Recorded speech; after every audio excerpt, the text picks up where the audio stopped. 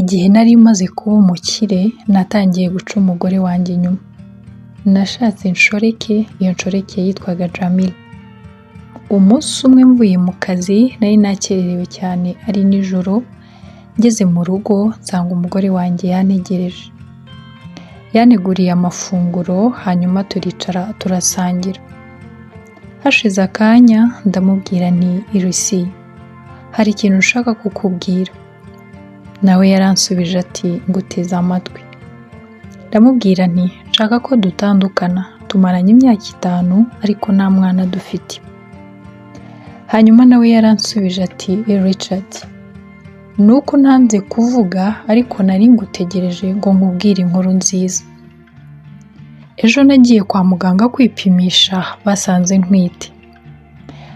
Ariko ntibyigeze binshimisha kuko numvaga nshaka kwibanira n'inshoreke yanjye. Ndamubwira nti ibyo ntacyo bimbwiye, icyo nshaka nuko dutandukana. Ejo nimva ku kazi nzasange wagiye. Umugore wanjye yararize ambaza impamvu ariko musiga aho ngaho ndigendera. Bukeye mu gitondo yapakiye buri kimwe cye cyose aragenda.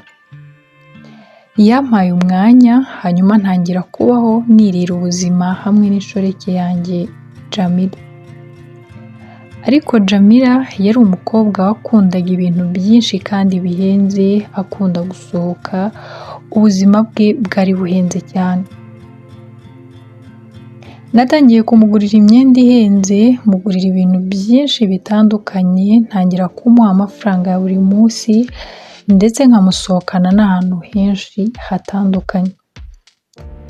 Tumaranye imyaka 2 turi muri ubwo buzima, nyuma yaho naje kwisanga nta mafaranga na make nsigaranye. Nagurishije buri kimwe cyose nari ntunze ngeraho naho ngurisha imodoka yanjye. Igihe nashize imodoka yanjye ku isoko kuri social media nshaka umukiriya, naje kubona message y'umuntu ambwira ko yakunze imodoka yanjye ndetse ko ashaka kuyigura. Twahanye gahunda yo guhura hanyuma dupanga naho tugomba guhurira. Jamila nawe niko yampamagaraga buri kanya ambwira ko akeneye amafaranga byihutirwa.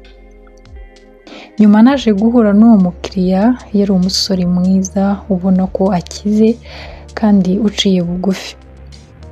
Yarambwiye ati iyi modoka ngiye kuyigurira umugore wanjye.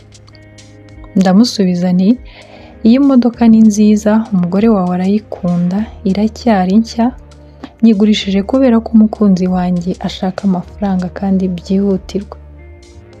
Yaransubije ati uracyafite umukunzi kandi mbona imyaka yawe ari myinshi, nta mugore ugira?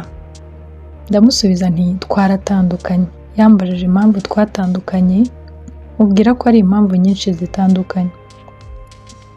Hanyuma yarambwiye ati reka mpamagara umugore wanjye aze arebe iyi modoka ndebe ko nawe yayikunda. Hashize akanya gato umugore we yaraje, mwitegereje ngiye kubona mbona ni wa mugore wanjye twatandukanye. Yasaga neza ku buryo butangaje. Yahise aza yiruka ahita ahobera umugabo we, ubona ko bafitanye urukundo rudasanzwe. Nahise numva umutima wanjye ushenjaguritse.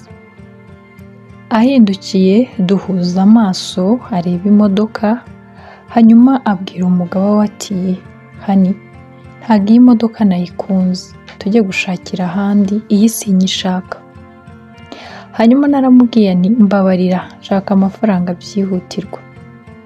Yarahindukiye arandeba arambwira ati oya, bahita bagenda. Jamila niko nawe buri kanya yampamagaraga ansaba amafaranga kandi ambwira ko yakeneye byihutirwa cyane. Ibyo byatumye ngurisha imodoka yanjye vuba kandi ku giciro gito cyane. Maze kubona ayo mafaranga nahise mpamagara Jamila, araza turahura hanyuma muha amafaranga. Uwo ni wo munsi wa nyuma nabonanye na Jamila. Ibihe rero byarakomeje, byarangiye nisanze ndi umukene, ibintu byose naragurishije, nta kintu na kimwe nsigaranye cyo guheraho. Isomo ry'ubuzima. Rimwe na rimwe abagabo basiga urukundo n'umugisha byabo bagasanga ibibarimbura.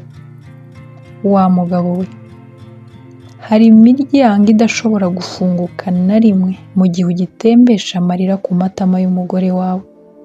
Gutsindwa kwa mbere k'umugabo ni igihe asize urugo rwe nta mpamvu akaruta kubera inshoreke. Mwubahe ingo zanyu, imigisha myinshi niho ihera.